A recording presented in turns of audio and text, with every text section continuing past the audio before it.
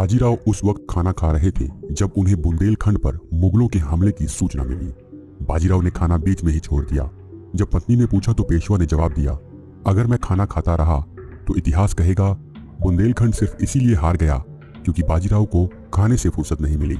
मराठा साम्राज्य की नींव छत्रपति शिवाजी महाराज ने रखी थी, लेकिन मराठा साम्राज्य को बुलंदियों तक ले जाने का काम जिस इंसान ने किया था वो थे बाजीराव, जिन्हें बाजीराव प्रथम, बाजीराव बल्लाल और थोरल बाजीराव के नाम से भी जाना जाता है।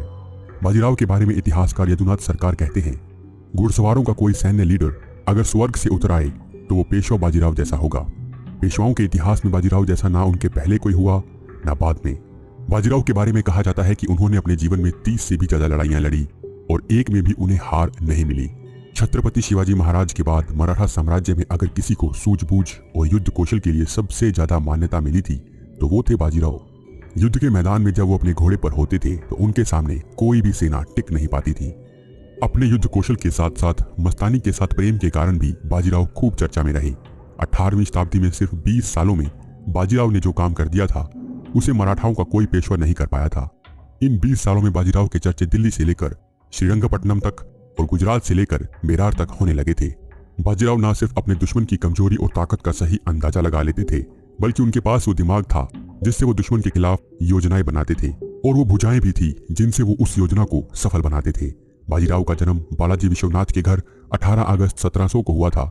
उनकी माता का नाम राधाबाई था। बाजीराव के पिता बालाजी विश्वनाथ छत्रपति साहू जी के राज्य में पेशवा की पदवी पर थे। पेशवा को मराठा राज में प्रधानमंत्री भी कहा जाता था। जब उनके पिता बालाजी विश्वनाथ की मृत्यु हुई तो उन्हें 20 वर्ष की छोटी सी आयु में पेशवा के पद पर नियुक्त किया गया। बाजीराव के पेशवा बनने से पूर्व सम्राट यानी छत्रपति का पद सबसे बड़ा होता था, लेकिन जब बाजीराव पेशवा बने थे उसके बाद से ज्यादातर शक्तियां पेशवा के हाथों में आ गई थी। पेशवा बाजीराव ने अपने जीवन में बहुत सी लड़ाइयां लड़ी थी, जिनमें से कुछ खास लड़ाइयों के बारे में आज हम आपको बताने जा रहे हैं। बुंदेलखंड का अभियान। दिसंबर 1728 में मोहम्मद खान बंगस ने बुंदेलखंड पर आक्रमण कर दिया। बाजीराव ने बंगस की सेना को बुंदेलखंड से खदेड़ दिया और महाराजा छत्रसाल को बुंदेलखंड वापस लौटाया। इसके बाद महाराजा छत्रसाल ने अपनी पुत्री मस्तानी का विवाह बाजीराव से कर दिया। ये कहानी आप बाजीराव मस्तानी फिल्म में भी देख चुके हैं।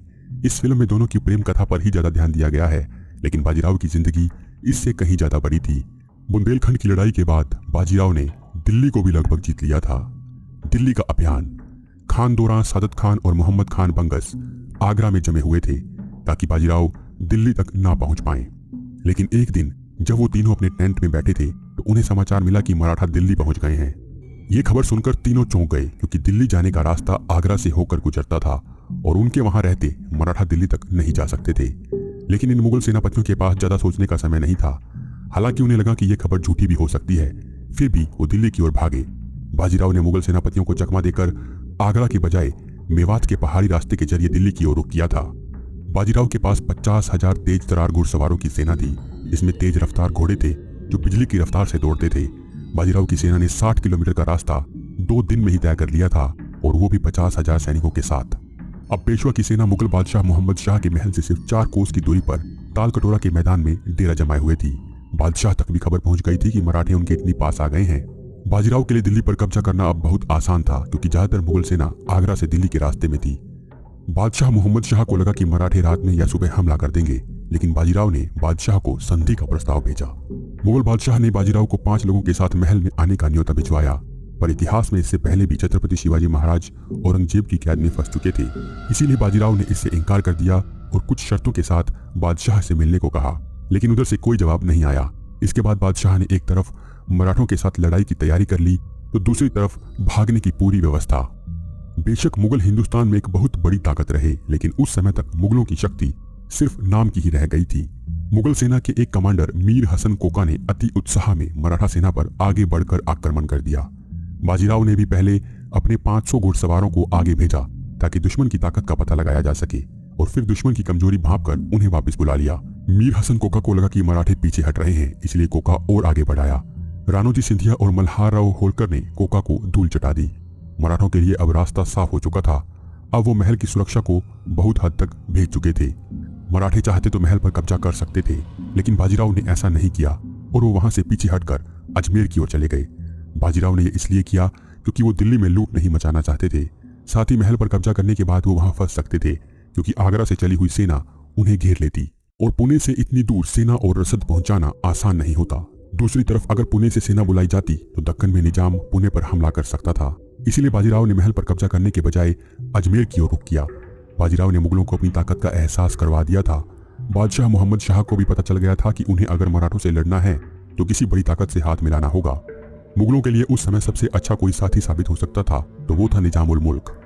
इधर निजाम भी मराठों को अपने रेवेन्यू से कुछ हिस्सा देने की मजबूरी के कारण मराठों के खिलाफ था। इसलिए उसने बादशाह के साथ हाथ मिला लिया। मोहम्मद शाह चाहता था कि निजाम किसी तरह से मराठों को मालवा और गुजरात से खदेड़ दे।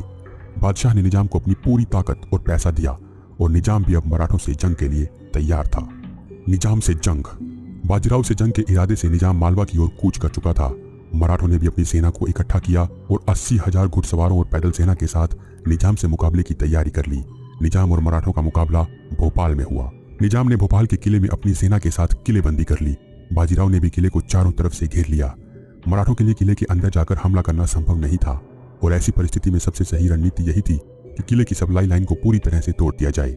सप्लाई लाइन के बंद होने पर निजाम बुरी तरह फंस गया था। खाने की कमी होने लगी तो निजाम की तरफ से सवाई जयसिंह के बेटे अपनी सेना के साथ किले से बाहर आकर मराठों से लड़ने लगे, लेकिन मराठों के हाथों उसे हार का सामना करना पड़ा। निजाम की मदद के लिए अवध से सदत खान का बेटा सफदरजंग आगे बढ़ा तो उसे होलकर ने रास्ते में ही रोक दिया। इसके बाद जब निजाम का बेटा नासिर जंग निजाम की मदद के लिए हैदराबाद से चला तो उसे बाजीराव के भाई चीमाजी ने ताप्ती नदी से पहले रोक दिया। निजाम इतनी बड़ी सेना और मजबूत आर्टिलरी होने के बाद भी जाल में फंस चुका था। बाजीराव भी अपने एक खत में लिखते हैं, निजाम के पास दुनिया की सबसे मजबूत आर्टिलरी है, वो एक अनुभवी योद्धा भी है, फिर भी मुझे बिल्कुल समझ नहीं आता कि उसने किले में बंद होकर खुद को मुश्किल में क्यों डाल लिया। जब निजाम को समझ आया कि अब कोई चारा नहीं है तो उसने मराठों के साथ संधि का रास्ता चुना। बाजीराव ने भी निजाम को पूरी तरह खत्म करने की बजाय उससे संधि कर ली, जिसके अनुसार मालवा के साथ नर्मदा और चंबल के बीच के एक बड़े इलाके पर पेशवा का कब्जा हो गया। इसके अलावा निजाम को मराठों को 50 लाख रुपए हर्जाने के रूप में भी देने पड़े। बाजीराव ने पुर्तगालियों के खिलाफ भी युद्ध अभियानों में विजय हासिल की थी।